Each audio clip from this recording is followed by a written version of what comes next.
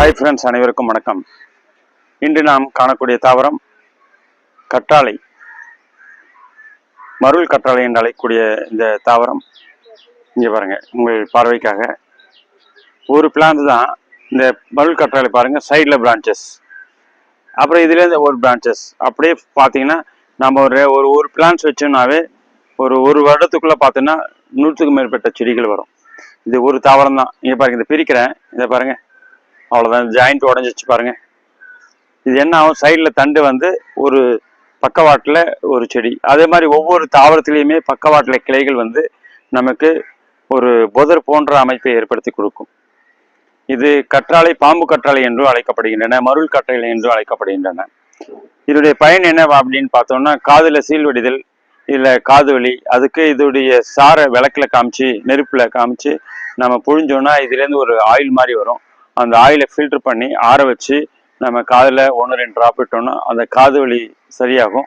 அதே மாதிரி காதில் சீல் வருது அப்படின்னா அதுக்கும் இந்த நெருப்பில் நம்ம காமிச்சு வதக்கணும்னா இதுலேருந்து ஒரு சாறு மாதிரி ஒன்று வரும், ஆயில் மாதிரி. அது ஃபுல்லாக நம்ம எடுத்து துணியில் வடிகட்டி ஃபில்டர் பண்ணி ஆற வச்சு அது காதில் நம்ம விடும்போது அந்த காது வலி மற்றும் காதில் சீல்கள் ஸ்டாப் ஆகிடும். அப்போது நமக்கு இதனுடைய மருத்துவ பயன் நமக்கு உகந்ததாக உள்ளன.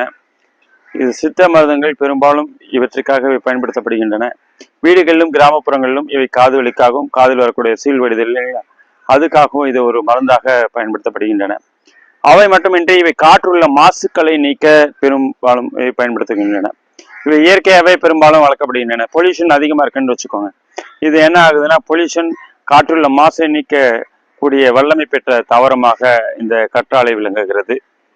ஆகவே இது நம்ம பாட்டில் வைக்கலாம், டைரக்ட் கிரவுண்டில் வைக்கலாம்.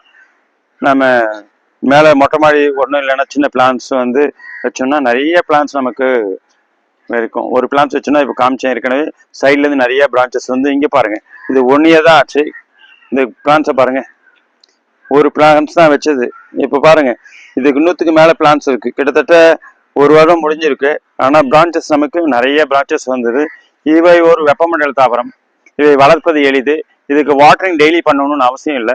நம்ம வாரத்துக்கு 2 நாட்கள் வாட்டரிங் பண்ணால் கூட போதும். ஏன்னா இதுலேயே இந்த இலைகள் முழுவதுமே நீர் சத்து கொண்டதாக உள்ளன. ஆகவே இது எளிதில் காய்வதில்லை.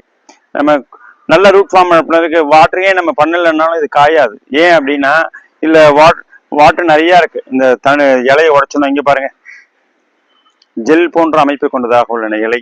இந்த பார்த்தீங்களா, இந்த கற்றாழை பாருங்க, ஜெல் போன்ற அமைப்பை கொண்டதாக உள்ளன. இந்த கையை தொட்டினா வழவழப்பான தன்மை, ஈரத்தன்மை காணப்படும். ஏன்னா இவை ஜெல் போன்ற ஒரு அமைப்பை கொண்டுள்ளதுனால இவை எளிதில் இவை காய்வதில்லை. அதனால வாட்டரிங் வீக்லி ஒன்ஸ் பண்ணால் போதும்.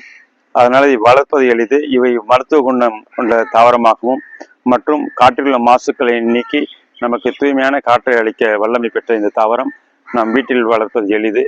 அதனால நாம் வீட்டில் அனைவரும் இந்த தாவரத்தை வளர்ப்போம்.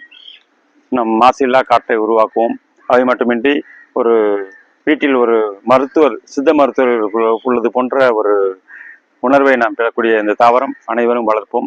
புதுசாக சேனல் பார்க்குறவங்க, ஃபர்ஸ்ட் டைம் பார்க்குறவங்க சப்ஸ்கிரைப் பண்ணுங்க, மற்றவங்க லைக் பண்ணுங்கள், ஷேர் பண்ணுங்கள். நன்றி, வணக்கம்.